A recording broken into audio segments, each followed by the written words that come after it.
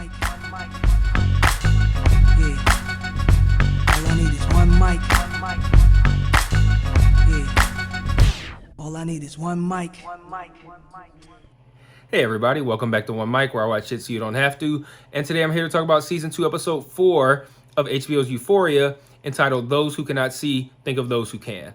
I love this episode, and I feel like this show as a whole has been kind of firing on all cylinders this season. You know, it's like when you watch it, I think it helps when you get a second viewing of the show, because it's like, you know, it's so stylistic and you see so many shocking moments that I think it's easy to miss some of the great character work that this show is doing this season, and last season as well. But I loved what they did with Cal in this episode, and I loved the what they did with the Rue, Jules, and Elliot dynamic, how he continues to drive a wedge between them, but not on his own. The wedge exists because of their own respective personalities and feelings toward one another that they refuse to share, but his presence kind of like serves to further that divide. And I think both of them kind of use him as an excuse for how they don't interact properly with each other. But I'm going to talk about that in a minute, because I want to start with Cal, because coming off of us learning about his teenage life and how his girlfriend getting pregnant kind of like forced him to kind of live this repressed life. After we learned about that, to see him kind of like work through that and essentially decide that he's going to be who he is, I think one made for some really really interesting scenes and visuals. And then it led to that rant toward the end of the episode that I thought was just incredible. Like, they gave Eric Dane a chance to show out, and he totally fucking took it and nailed it. But we see him fully head wrapped and everything, decide that he's gonna go for a drive, and he snatches the cover off of his fuck wagon from when he was in high school with Derek, and he goes to that same bar that they were at, that Derek kind of used as I'm sure they'll serve us here, when we knew what it really was. And side note, when we say we know what it really was, I didn't make the connection necessarily because of this, but it made me wonder this in retrospect. Is there some sort of imagery, especially in like the signage on a bar like that cowboy boot, that neon kind of like cowboy boot that's on that sign? Is that kind of like a clue, like, hey, this is a gay bar? Like, I don't know. I feel like I've seen that before. And my wife pointed this out to me, and I thought, you know, I thought the same thing. Like, is that a sign? I just didn't really spend too much time on it because there was so much other shit going on. But once the episode was over, it kind of made me think about that. I feel like I've seen that before. And it just made me wonder if that's kind of like an indication for people, like, oh, hey, this is a gay bar. Because how else would you know? You know, I mean, they don't put that on the fucking sign. So there's got to be some sort of way, you know, that, you know, if you're gay and you're looking for a gay bar, how would you? I mean, I suppose now you would just Google it. But like, if you're driving, you know, around or whatever, maybe you see it. That's how you know. But anyway, he goes back to this bar, and there's a cool montage that happens here. There's a lot of montages in this episode, actually, and I'm probably going to be talking about a couple of them. But there's an interesting montage that happens when he's dancing at this bar with this guy. Well, before he dances with the guy, I think he's got a dancing alone. And it's this montage cuts between him dancing and singing to the song with Cassie drinking in her bathing suit and dancing to the same song. And they're both kind of seemingly letting go of the aspects of their life that they've had to repress. You know, it seems almost kind of like a coming out party for them, like, and no pun intended, that Cal is kind of like letting go. Like, he's in this bar. He even says at some point, I haven't been here in 25 years. So this is something that he's really locked up to the point where, like, his last time there was that time we saw in the last episode, where he just had, like, ever since then, he's just had to be like, I can't do this anymore. So him just going there is a big deal, and a sign of him kind of like saying, I'm going to be who I am, and I'm going to be who I want to be, and that's what makes me a real man. That kind of, you know, is what his rant was essentially about at the end of the episode. And we're doing the same thing with Cassie. Like, she's starting to feel guilty. There was a montage earlier in the episode, again, lots of montages this week, where it showed Nate kind of like dating both of them at the same time. Like you see moments of him and Cassie, you see moments of him and Maddie where he's like at the house that she babysits at, and she being Cassie is starting to, that guilt is starting to pile up for her because she really likes him for some strange fucking reason.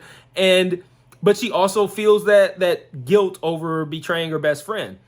And I feel like I thought that scene was gonna, and this is still gonna happen, I'm certain of it. But I thought that this scene of her, in this montage where she's drinking and singing this song, and her and Cal both seem to be coming to grips with their repressed emotions and feelings, that this was going to lead to a scene later in the episode where Cassie was going to like reveal everything, and it was going to be like some big blow up, and she was going to snap on everybody, well, not everybody, but Maddie and Nate at this party, and on Maddie's birthday, no less. And it didn't happen. It just turned into a hot tub throw up scene, which was still equally kind of pretty wild. And this show goes over the top with everything. Like, I feel like I've seen people vomit a million times in television and film, but this felt like the realest fucking one, and it was disgusting. Anyway, that's what I thought was going to happen. We just got the vomit scene, but I like what they did there with letting these characters kind of come to grips with what they're really dealing with. And then this leads into my favorite scene of the episode, which was Cal's rant toward the end in front of his family. And before I even get into that, this fucking brother, where did this guy come from? I feel like we've never seen this guy before. And like I looked him up, and apparently he's appeared, but like sparingly. Like it'd be like in family photos or in scenes where like the whole family was out, he was there. But I feel like this guy has not even had a speaking role on this show. I could be wrong, obviously, but I don't know. The whole time I'm like, who the fuck is this guy? And even then it made me realize, like at some point Cal says like, the first time I had sex with a man is when my wife was pregnant with you. And he points at the brother. And I'm like, oh, so that's an older brother? I don't even know who this fucking guy is. But anyway, Cal does this whole rant where he essentially confesses to his family who he really is.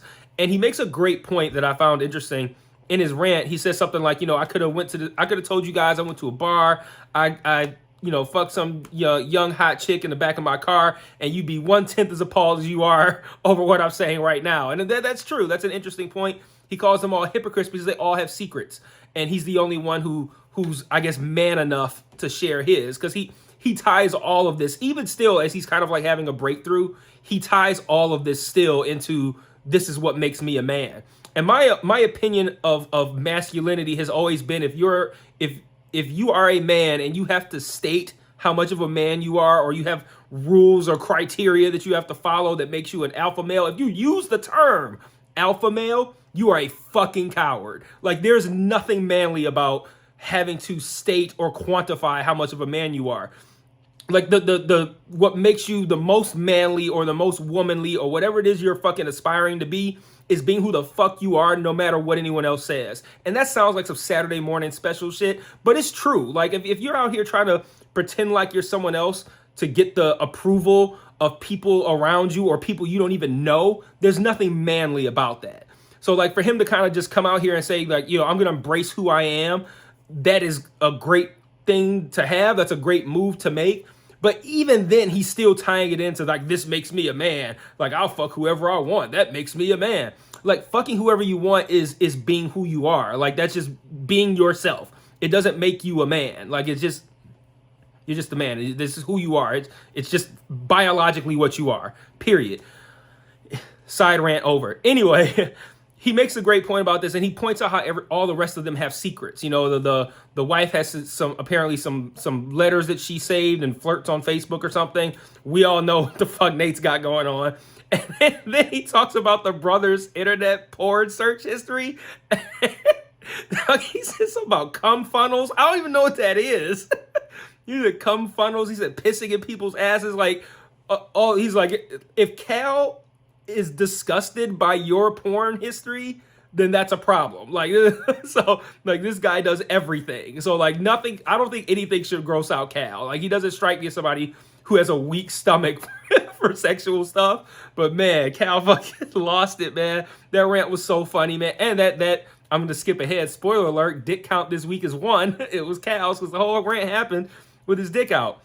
But he apologizes to Nate in a very half-assed, not meant to be taken seriously, tongue-in-cheek sort of way for fucking him up because of his double life. And Nate doesn't say anything the whole time, but you could tell that like Nate is kind of like seeing himself here. Like this is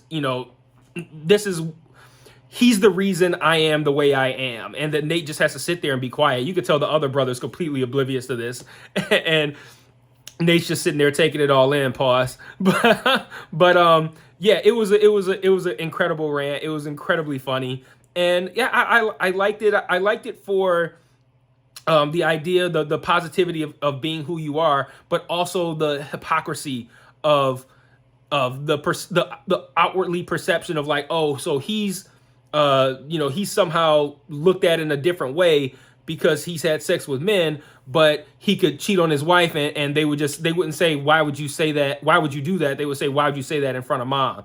And all the other things that they do that they want to pretend is that is not happening, and that are these big secrets and shit.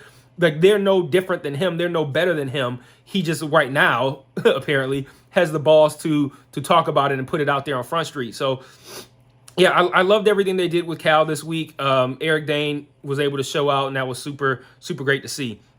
Like I mentioned, this episode also furthered the divide between Jules and Rue, and it kind of used Ethan to kind of wedge that in there. There's a great, again, montage at the beginning of the episode. This is literally the beginning, where Jules is going down on Rue, but she can't feel it because she's on too many drugs. And I guess she's like imagining, because she loves Jules so much, she's like imagining them in like famous scenes from movies or in famous works of art and stuff like that. It's like super corny, but it's also kind of like it's well shot. It looks great. It's like really cool imagery to see at the beginning of the episode. And it was funny that I'm watching like, oh, this is nice. Like, oh, look at this, funny. Like when they're doing like Brokeback Mountain, and it's like, okay, this is funny. And then it leads into something even funnier. This episode had a lot of funny moments when Rue fakes that orgasm. That shit was so fucking funny, man. And yeah, like I enjoyed that opening, setting the stage for what was to come, because you look at it like, okay, they've kind of been building up to, I think, what happened in this episode for the entirety of this season, because there's been a lot of talk about Rue's sexuality, and you could tell that Jules is very, very sexual. Rue is very, very emotional, but usually just too high to even be thinking about sex. Not very experienced sexually, and you could tell that's starting to cause a rift in that Rue wants something more exciting and more sexual. And Jules wants something more exciting, more sexual, and she sees that in Elliot.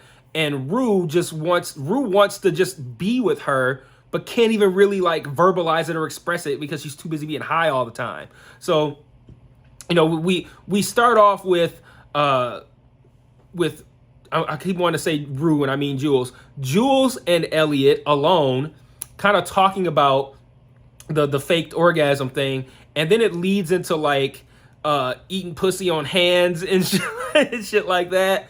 And they end up, making out after some flirting. They go in the direction of starting to have sex, which I gotta say that scene I thought was well done, in that it didn't feel like a sex scene in a show or a movie. It kind of felt like what it would be like to be there, because there wasn't any music. There wasn't any like, because a lot of times there'll be some sort of like, not music like a porno music or something like that, but like a song might be playing or something romantic to kind of like set a mood and set a tone. Whereas their mood and tone was pure passion, because there was no sounds other than their breathing and their kissing. And I thought that was an interesting way of shooting that scene, to really make it feel like two people passionately connecting, which is what you need for Jules, because that's what Jules is looking for. So Jules is looking for that kind of like real passion, and they shot that scene in a way that made that passion feel real, and not like a stylized sex scene for a television show. So I thought that was cool, even though like for me, I'm just thinking like, how far is this gonna go? Like, I'm not even gonna go into detail about what I was thinking of as far as how far it could go, but there's a whole lot of the dynamics at play there that I wonder how far is this show willing to really push the envelope here. But it didn't go there, but I feel like they might do it this season, which I mean, if you get it, you can read between the lines of what I'm saying here, but I feel like they might push the envelope as far as what they're willing to depict when it comes to Jules specifically having sex with somebody. I'll leave it at that. We also see them progress to what I believe and what I believe that we are meant to believe is that despite Elliot telling Jules that him and Rue have been doing drugs this whole time, despite him telling her that, they still had sex. And that's interesting because, I mean, we see Rue right now is fully getting high on her own supply, which we already know that's rule number one. You don't do that. She's already getting high on her own supply. She's already upset and jealous about these, what did Elliot call them? Lesbian power games that they're playing with him. That they're playing with him, but it's more of a, it's kind of Jules being an asshole because she knows how Rue is. She should know that what she's doing is making Rue uncomfortable, but she's doing it anyway. So Rue is kind of justified, I think, in being pissed off. But, you know, Rue is clearly now pissed off about the lesbian power games, and let alone how she's going to react when, and she will find out, when she finds out that the two of them have actually been together. So that's going to be a rough moment. Not looking forward to it as a fan of the show and as someone who gets on YouTube and gives his thoughts on the episode. I'm looking forward to it in that way. But for the Rue character, not looking forward to that at all. Like, on top of her getting high off her own supply, not selling this stuff, this woman talking about she's gonna sell her to some people. Rue ain't even thinking about, like, you're living a fucked up life when the possibility of being sold to people ain't even on your radar. All you think about is getting high on the drugs you shouldn't have, and eventually your issues with your significant other, and just all of the baggage there. So that's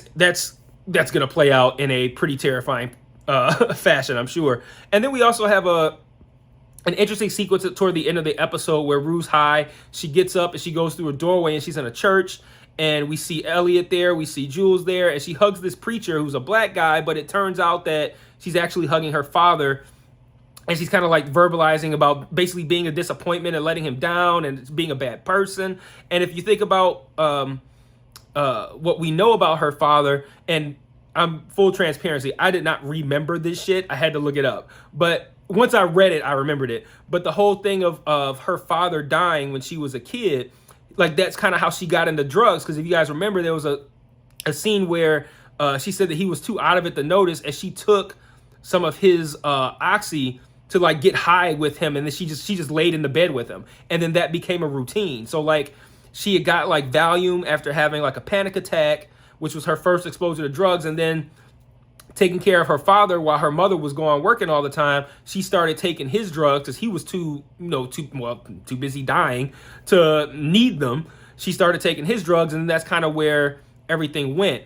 And there's got to be a whole lot of guilt that comes along with being kind of like your dying father's caretaker and stealing his drugs, and now you as an adult in present day are a fully blown addict with a dead father whose drugs you stole essentially, but you use it kind of like as I don't want to say a bonding thing, but like, I think it came from a good place in a way. But it's so complicated. But like, that's what makes this show cool, is like, again, what I've said every time about how this show adds a different layer to what it's like to be addicted, and what that does to people, how they get that way, how it affects the people around them afterward. It's not, this show lets you know it's not as simple as like, oh, I did cocaine one time and now I can't stop. And it's like, well, why don't you just stop? Like, I can't help it. I gotta suck dick for crack. Like, it's not like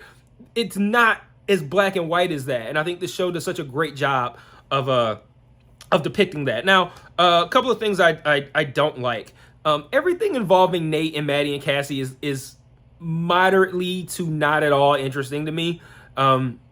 Maddie's just not an interesting character at all. There's nothing likable about her. So this three-way kind of relationship thing they got going on, and everything I said about Maddie also applies to Nate. Completely uninteresting characters, unlikable. I don't really need any of this at all. And then also everything with Kat. Like, Kat's got no time this season. Again, just one scene with Kat this week where she actually gets to talk, and she tells Maddie that she's not interested in Ethan at all, or can't stand him or whatever. And it's like, okay, I don't care, because I'm not interested in Ethan either. I'm not even interested in you no more. At least she was interesting when she had her like web show in season 1 or whatever. And the idea of someone who was that kind of like reserved going home and being completely open and out there, and exposing herself both in many ways. But that was interesting. Now it's just like, okay, we're 4 episodes, we're halfway through this season, and all we've seen is Kat complaining about Ethan. Like, okay, this one scene a week. It's like, why are we even here? So a couple of thoughts to wrap up. I loved how every time we saw Lexi in this episode, she was like in the corners looking like, yeah, I'm gonna put this in my plate. I like just watching everything from afar, like taking notes, like, oh, this is going into play. There was even a moment where when she asked Cassie, like, have you lost weight? And it like cuts between like people reading those questions as lines in auditions for her play, which I thought was a nice touch. Second thing, did they write McKay out of the show altogether? Like, he had that one scene in the first episode. We haven't seen him since. I feel like he's gonna come back at some point. He kind of needs to come back. He could be an interesting cog in the Nate, Maddie, Cassie machine. I noted when we first saw Jules and Elliot in this episode, Jules called him Ellie. And I found that interesting because just last week she was interrogating him like, I hate this guy. And I remember thinking the interrogation scene made me like him. I'm like, I don't know, like, I like this guy. He's fucking everything up, but I like this guy. And it was interesting that she's been against him this whole season, and then the first time we see her, she's already got a pet name for him. I also liked a lot of, and this applies to the show in general, but I noticed it a lot in this episode. Like what they do with lighting on this show, I think is really interesting. Like it does a good job of depicting like isolation, but I think it also kind of does a good job of depicting what it feels like to be high. And I don't know anything about what it feels like to be like Rue levels of high, like like stuff other than weed, but like that isolation, the high contrast, the big shadows, the spotlights. The kind of like that's how it can feel sometimes if you're just sitting there just like, and you're just out of it, and you can't even really kind of perceive, or you aren't interested in perceiving what's going on around you. I think the way that they light this show, I think it does a really good job of what I think someone who doesn't know what that feels like, for them to kind of like understand, at least kind of start to understand what it feels like. And I think they do a lot of that with the lighting, and I think it's pretty cool. When Cal goes to the bar, it's like he gets energized by sniffing the fucking bar stool. Oh my God. Cal had that fucking episode, man. Nasty. I swear I thought my wife was going to throw up. We only see Fez once this week. And it's he's told that let me start by saying I watch with the captions on because I don't like missing dialogue. This guy comes in, the guy from last week or whatever, well, from all season that kind of been with him and the girl with the duck lips and shit. He comes in and the caption says, Nelson baby mama been asking around, and then Fez goes, fuck. I'm like, who the fuck is Nelson? Like, they just go mention a random motherfucker. Who is this? So I go to search, I Googled like Euphoria Nelson. And there's an article already up that says, who is Nelson? Like, I'm like, okay, cool. So I'm not the only one who wonder who the fuck Nelson is. I'm reading this article. Apparently the captions fucked up. And I watched it again and I covered the captions and closed my eyes and listened to it. And you hear, and when you do that, you hear him say, Mouse's baby mama came around asking questions. Because you tie it to, they show Mouse and the Mouse getting killed by Ashtray in the previously on thing. And whenever HBO does that, for the record, this is a pro tip. If you're watching an HBO show, when they do a previously on, they don't retell what happened in the last episode. They tell you everything you need to know for events that are going to happen in that episode. That was one of my favorite things about Game of Thrones, because like previously on things, because you might watch it like previously on Game of Thrones and they'll show some shit from season 1 and you're like, oh man, how's that gonna come back? And it get you excited. So like, the pro tip, HBO previously ons are never just last episode. It will be whatever they feel you need to know to understand the events of the new episode. And so then when they put the Mouse thing in there, my wife was like, maybe Nelson is his real name or whatever, but essentially she was right. I mean, we don't know if that's his real name or not. Maybe it is, maybe it's not. But when you cover the caption and close your eyes and just listen to the words, he very clearly says Mouse's baby mama. So that's why if you're somebody who watches with the captions that was wondering who the fuck Nelson is, there you go. Nelson is not anyone. And lastly, like I said, dick count is 1 this week. Cal's dick during his rant. And that's it. I'm going to wrap this one up, 26 minutes. I'll see you guys next week for episode 5. I'm loving this season. I hope you are too. Till next week. Peace.